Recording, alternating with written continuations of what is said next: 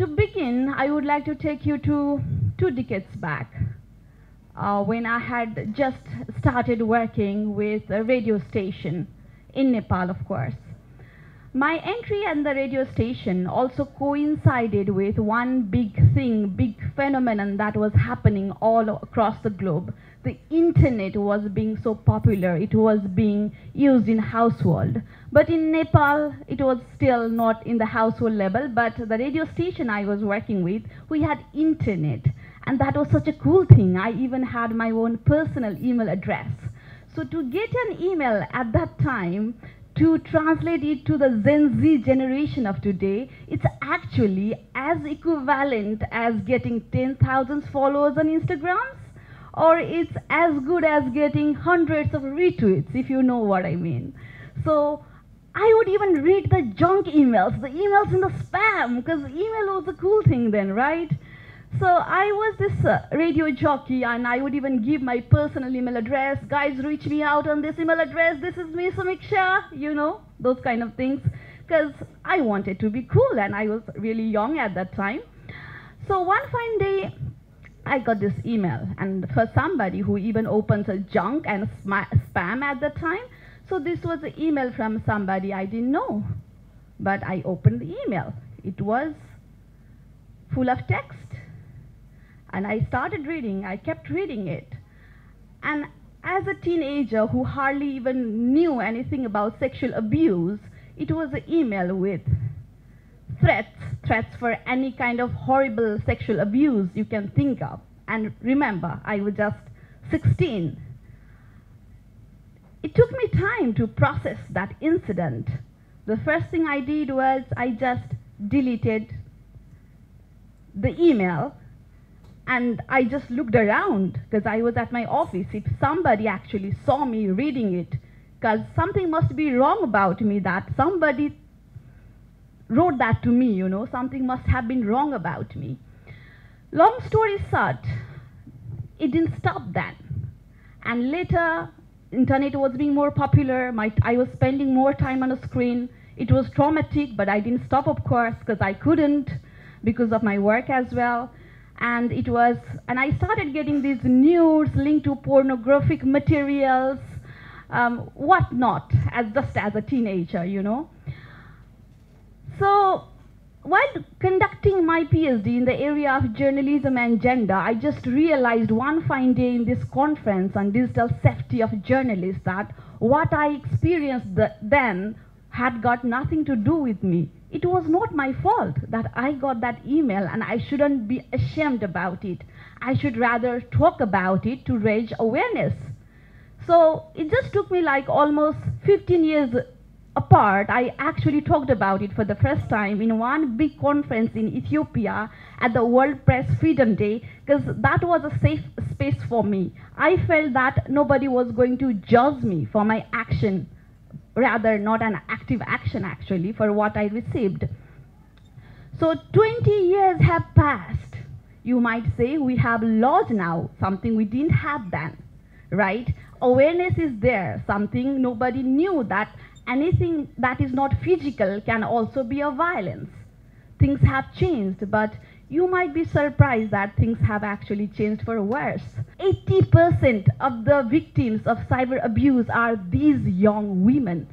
So that's why I want to talk about it, why gender matters on the issue of online harassment.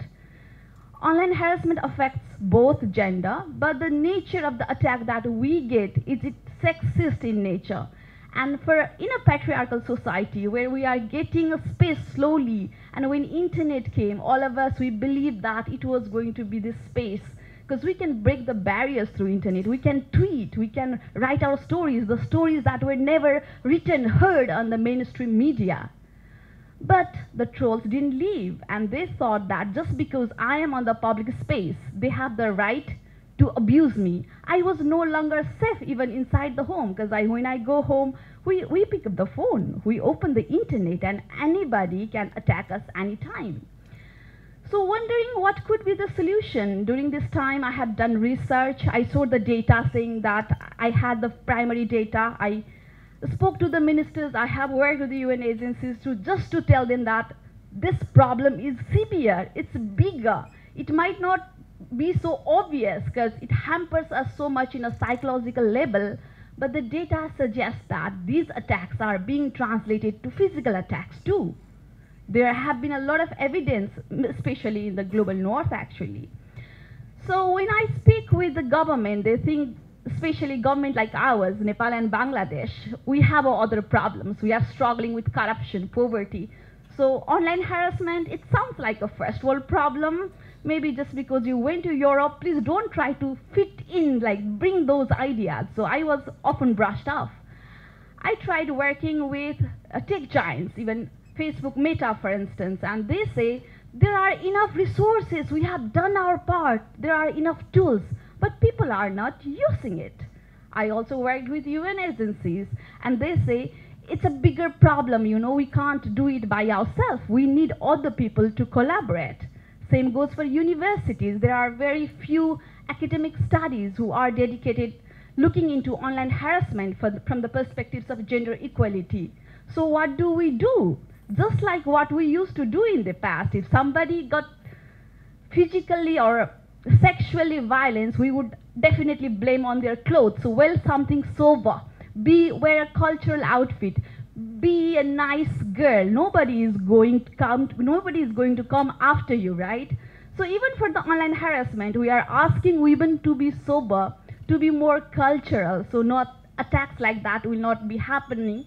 So that's somehow blaming the victim again. We are training women on digital safety and teaching them things like, you know, you can do double factor authentication, don't share love, but don't share password, things like that. But the problem doesn't stop there. If we just focus on the women and girls, that can be one part. So going back to my story, I think we all have a role to play. Because these abuses are not just happening in inboxes and messengers, these are also happening in almost all the platforms. It's so visible. It happens through even emojis, messages, videos, deepfake. You just name it, right? But we see and we seem to ignore. What are you doing about it? You don't need to be a victim to take an action, right? So there is an individual role. That's something we are not doing, not at least in the society like ours. So what can be done? Definitely the problem is complex than we think. First of all, realizing that online harassment is real, that's the way to go. And going back to the story I shared, we don't want another 16-year-old girl to wait for 15 years just to talk about that she was abused online. Let's create a safer space for all the young women and girls. Thank you so much.